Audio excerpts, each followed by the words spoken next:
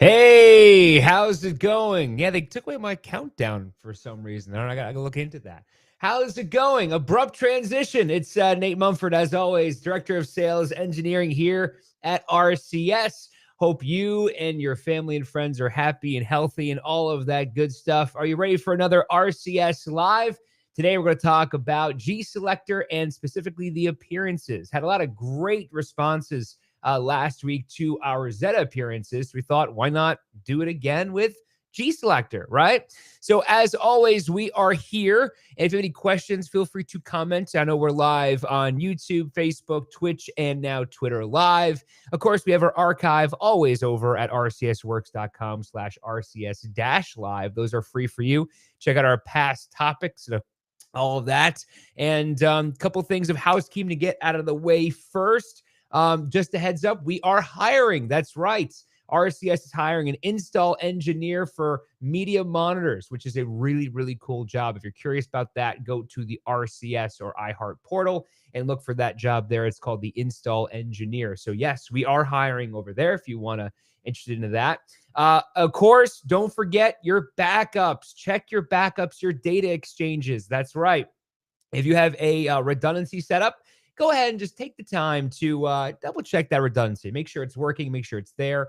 Obviously, no need to restore the database. Just want to make sure it's got some, a substantial size to it. Everything looks normal, and those are all working because, as you know, things in the industry are a little unique these days, right? Just a little unique.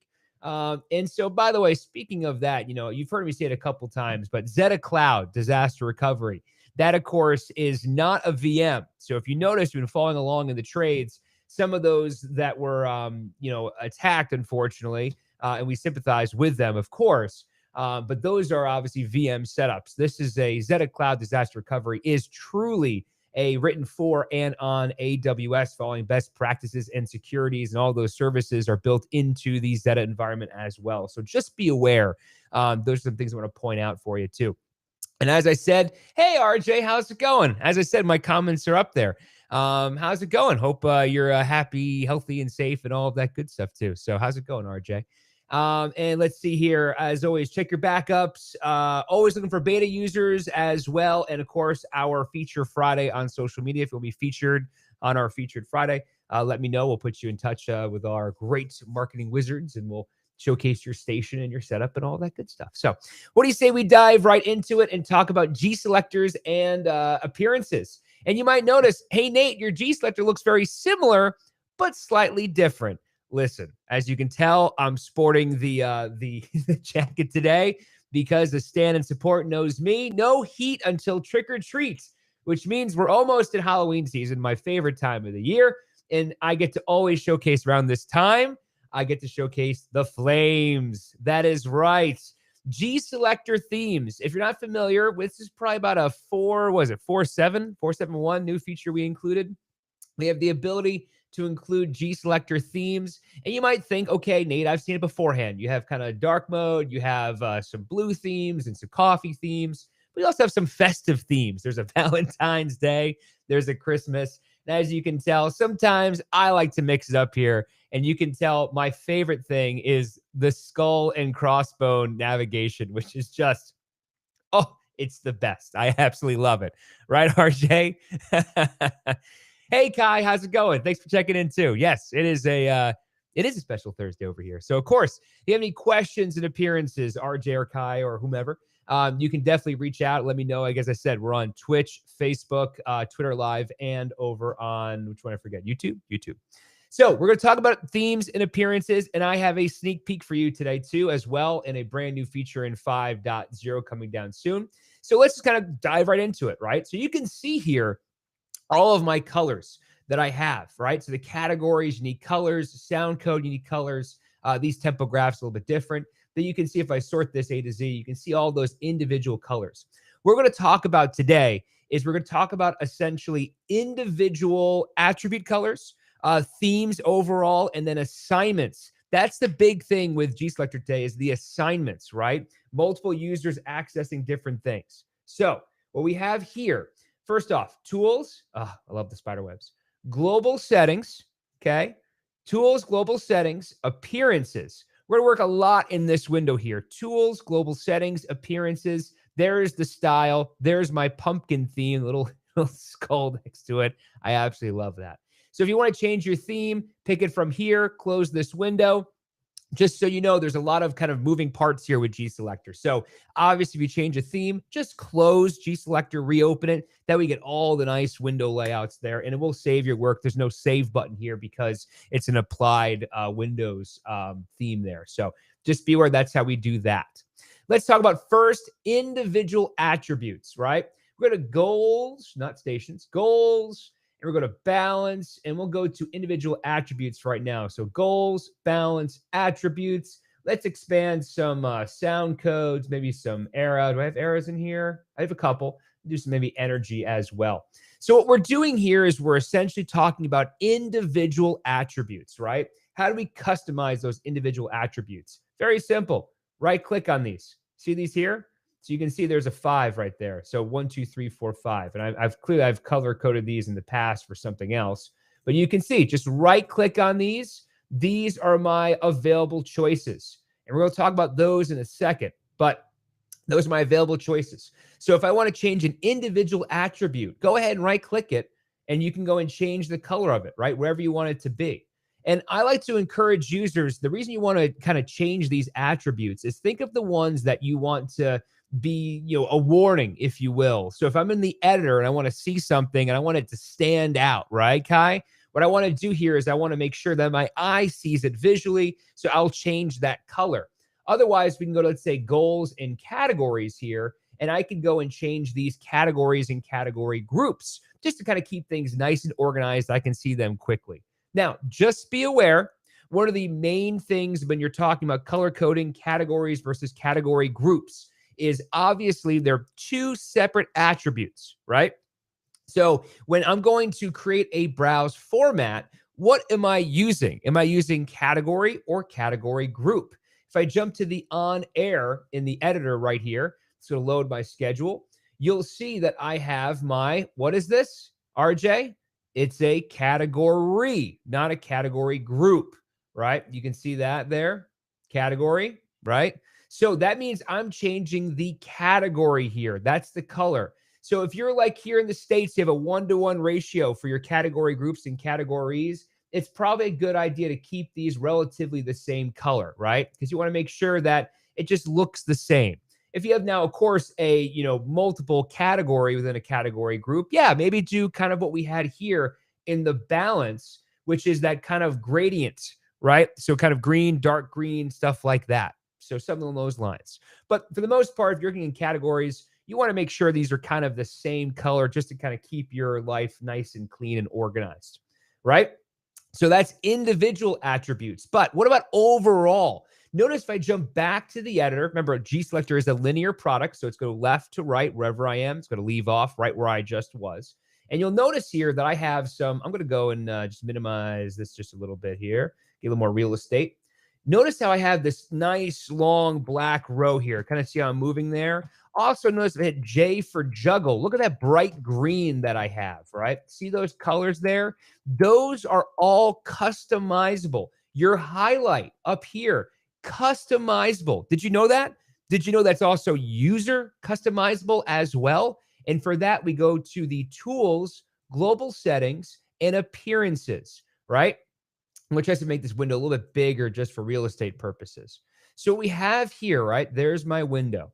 So this is broken down to definitions, assignments, and style. Style we talked about for the themes, but for the definitions here, there's a lot going on, right? These are the individual, when I right click on those attributes, that's what I'm seeing here, right? That's what I'm looking at. So what I can do is I can customize this if I wanted to, or notice, add appearance. And now notice we have the background color we can choose from, the foreground color we can choose from, the font size, the alignment. Sometimes I like to center your alignment as well. And you can see if I just kind of go down here, look, these are all those. See that preview text down there? That's all I'm doing here.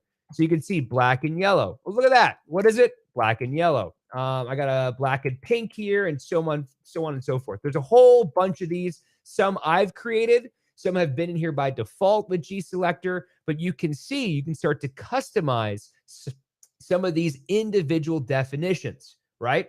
So once we isolate the definitions, we can go to the assignments for, and notice the user next to this, right? Assignments for administrator. That's important because we're going to talk about how to assign these to user, station, and more over here. Now, the best way to describe this, right? There's a lot of stuff going on here. Just very simply put, like, look, we have the analysis, we have audio, consideration window, the editor. There's a lot going on. If you're curious about what color you're looking to edit, just really just talk amongst yourselves what is going on here. So for example, it's straightforward. If I'm in the editor, this is the highlight. What color is the highlight? Well, I have here songs red, big and bright to remind me, hey, this is my highlight. If I want to change it, let's say songs. You can see that's kind of a weird one to do, but my color scheme, maybe we'll have a blue, right? Something like that. I can see the preview on the left-hand side from the copy on the right-hand side. Now that smart schedule their copy, right? That's over here in the definitions. I'm not going to save my changes, but I can go over here and you can see smart schedule their copy. There's where I have that same exact definition, right? So start to identify what you're looking at here, right? You might not need advanced columns, right? So just minimize it. Advanced search, I don't use advanced search. I don't use the analysis. I don't use audio. Consideration window, that's probably important to you. Day part overrides, maybe not. Editor, that's important. Entry type, that's important. That's, you can see here. See, I'll have my color schemes here. That's related to here, these entry types, right? So when you're looking at things inside of these assignments, you want to kind of really identify what you're looking at, as well as specific clock entry types, right? You can see here, I have leading link, trailing link, flying link, specific links. Those are technically different. They're not the same as link category groups. So if I'm calling for a specific link in the log, right, that's the clock entry type. It's not just a link, it's a specific link. So what we have to do here is we have to make sure we have to identify each one. Now, me personally, I know when I had my staff and my team, we wanted to have kind of uniformity across all of our users and our formatting. So what I would do is I would have, okay, if this is a linker category group, it's black with yellow, right? Very simply put. And I make the same for all of these because I want every link in my clock structure to be black and yellow. So that way there's no discrepancies there, right? That makes sense. And so just be aware, songs are pretty straightforward, but links, they got a couple gotchas in there. Again, the leading link, trailing link. But again, you can see here for song category group in theme song. If I have a themed weekend, if I have a themed weekend going on, what I can do there is I can essentially isolate the theme songs versus the link, the song category groups. For example, this might be more of something like, I keep picking bad colors here. I don't like the white personally, right? So you can see here, and they're kind of pretty color coded here. So you can see I got black with B, I got blue with B, C is some gray, some green, some lights in here. I'll do light yellow, black left, something like that, right? So you can see that if I had, let's say, a theme song, and let's just pretend I had a specialty weekend and I was going through my logs and every like 2 or 3 songs per hour featured that theme for that themed weekend. I might want to have 2 different colors for my theme songs in my song category groups to differentiate the 2 positions. I can do that here in the appearances, right? So go through here, play around with it. You can see there's also history plot, for example. You can see the vocalist 1, 2, 3, 4, 5, 6, 7, 8, the quarter hours in here. There's so much more you can check and see again. Now, all these might not pertain to you, but it's good just to see it and acknowledge these are some settings that you can, of course, save. Once you get a great layout, I highly encourage you to go here and you can see there's an import appearance and export appearance, just like you would in the interface tab with your log export format, just as you would with your reports. Once you get something exactly the way you want it to, save it, create a redundancy copy, save it to a 3rd location. That way, if anybody goes in and plays with it, restores a database, does this, does that, or if you're moving to new stations, right? Let's say you got a promotion, you're going somewhere and you want to carry your settings with you. You have that little file, right? Export your layout and take it with you if you want. And of course, there also is over here, copy appearances to other users if you wanted to do that. That's in there. A very common request is they want to change the font size in GSelector. Notice this big A here. We can set the default font. You can see here we can make it nice and big as well if we wanted to. And by the way, I told you I was going to tease a little 5.0 feature here. I know the marketing and the dev guy is going to be like, why did you show them that? So I have a little teaser here for you, right? I didn't show you this. It's not like it's going to be saved anywhere, so don't go back and access it. Hey, in the brand new here, look at these brand new icons we have. This is GSelector 5.0. This is coming out soon in beta, right? One of the things we're introducing is the icon size feature. So one of the things we're going to do is make this, if you want big, giant icons, right? We're going to make them nice and big for you. You have a choice to customize those on pixel size, which is right here. Again, appearances, style, there's going to be an icon size. You can see I have all my icons nice and big. I can easily click them and see them. So if you are a user who wants to have nice big fonts, we can also do the same exact thing with icon size. And again, I didn't show you that, so don't say nothing, okay? Don't get me in trouble with marketing. I always like to give you a little tidbit here in RCS Live, right? So we covered the assignments for the individual user, right? We talked about assignments for individual attributes as well. Don't forget the import and export appearance. Those are important in case you get something exactly the way you want to. Export it. And then, of course, we have how are we going to assign those, right? So right now it's to the user administrator, but there's some settings here. If we go to tools, and we go to administration. So you might not have access to this. Just be aware, administration is, of course, the admin user. So you might have to ask for this here. Under file at the very top, there's an options here for settings persistence. And you might be wondering, Nate, I've always seen that, right, Teresa? You've always seen that, and you're like, what's that over there? And so from here, you can see that we have essentially the editor, the scheduler, and browse formats and dynamic statistics, right? So what we can do here, I know the little crescent moons here, those are the off buttons. And what we can do here is we can essentially specify what do we want to see in regards to appearances, right? So if we're in the editor and I have my assigned, user, all of my, browse formats, everything there, how do I want to look at that? Do I want to look at that per station? Right? So for example, I'm in the editor. The user Nate has his colors as this, and this, right?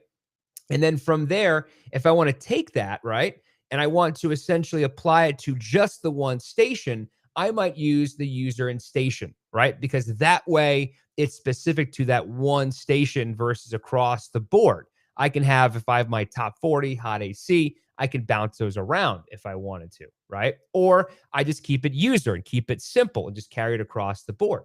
Or if we have, let's say, the scheduler, right? Do I want my formatting in the scheduler user specific, user and station specific, or global? Now, the scheduler is important because that has the publication status. If you have the S3 schedule subscription service, then you know there are some very unique color formatting when it comes to the scheduler. You might want to make that global because you want to know that when it's read at all times, that log is going to be ready for export, or locked, if you will, I should say. Locked's a better example. So those are some settings there. And then, of course, we have the browse formats in dynamic statistics. Is that user-driven, station-driven, or user and station-driven, which, of course, is I am Nate. These are my colors for RCS Hot AC. I am Nate. These are my colors for Top 40, versus station, which is this is across all Hot AC. This is across all Top 40, if you will. And again, you can see there's no right or wrong way to do this, but a lot of times this is what we get. And we'll summarize here. So get your last call in for questions, right? So if you have a question, anybody here, let me know, and I'll answer them live in real time for you. But let's just kind of recap. We talked about 4 appearances, right? If we're doing individual attributes, that's going to be goals. And you can see here, balance or categories. I just right click and I choose my colors. If I go to tools, global settings, and appearances, I can then go here and define or create new definitions that I can assign to specific values. User by user, I can then assign those definitions here. I pick them on the right-hand side. I can see them on the left-hand side as well. A great troubleshooting, for example, juggle is bright green. If you don't know where the juggle color is, do it and see what it looks like and find that color here inside this window. But customize this. When you're done, make sure you export your appearance so you have a clean copy of your user layout, right? If you want to make it across other users, you can always copy appearances. You can change the default font if you wanted to here as well. You made this nice and big. You can add some different options here for the formatting. But again, the idea is that this is assigned to a user. And now we talk about how that user is going to access all of those tools, administration, moving fast, file, settings, persistence. And then we have here the breakdown of if we're in the editor, scheduler, and browse formats or dynamic statistics, how are we looking at that overall layout? Makes sense, right? So I will see you. Oh, this is a good one. I forgot to tease. Don't forget for our international users, really excited for this. We're going to have an RCS live. Juan's going to be here to help me translate, so we can answer your questions in Spanish live in real time as well. That link is available for you over at rcsworks.com, as well as all of our social media platforms as well. So if you and your team want to know more about some of these products, and we'll do a whole big thing in Spanish for you too. So really looking forward to that. That's going to be next Wednesday, if you just so you know there too. And if you're watching this afterwards in the archive, check the archive. Yeah, go to rcsworks.com. Where's my link there? rcsworks.com/rcs-live. We'll have that video for you too as well. So I will see you next Wednesday. Otherwise, we'll be here every Thursday, 11 a.m. Eastern time. It is RCS Live. I am Nate. Have a fantastic rest of your day.